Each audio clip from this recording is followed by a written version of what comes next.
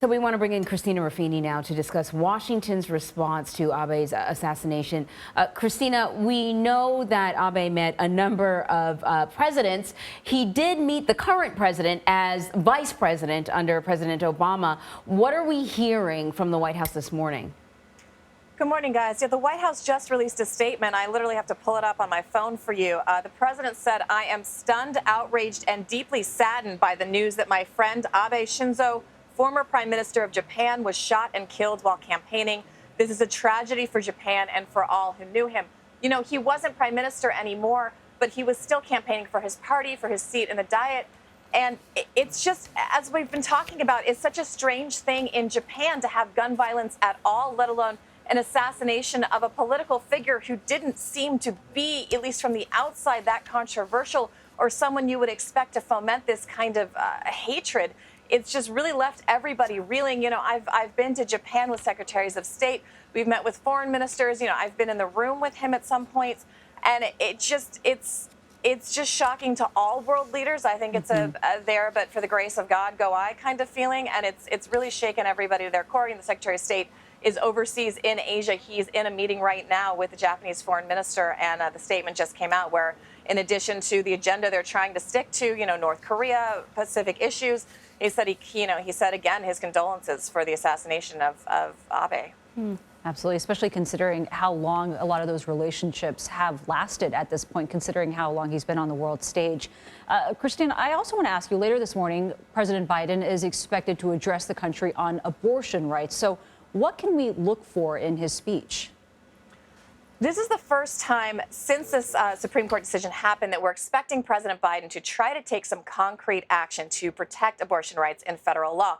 Now, keep in mind, he can only do an executive order, and he's limited to what he can actually get done through that power. But earlier this morning, the White House sent out a few bullet points about what we're expecting in that EO. They said the president will direct HHS to protect access to medication abortion and take steps to ensure emergency medical care for pregnant women and those experiencing pregnancy loss. The order is also going to direct agencies to educate medical providers and insurers about how and when they are required to share privileged information about patients. That's something abortion rights advocates have been really fearful of, that information, period tracking apps, things like that, could be used to go after women who've had the procedure. The president will also order agencies he's also going to ask the Federal Trade Commission to take steps to protect the privacy of those seeking reproductive care online. But as we mentioned, the president has said over and over again, there's only so much he can do, and he's urging Congress to take action and try to pass a law that will codify the protections of Roe, into federal law. But as we know, nothing moves in Congress well these days, and that seems unlikely to happen. I want to ask you about the jobs report. The numbers just came out. How are they looking? As I understand it, they're actually better than we thought they were going to be. They're better than we thought they were going to be, but the real issue is not the jobs report number, right? It is how Americans are feeling about the economy. And inflation is still an issue. So these jobs reports numbers, you know, economists get spun up about them. The administration likes to put them out.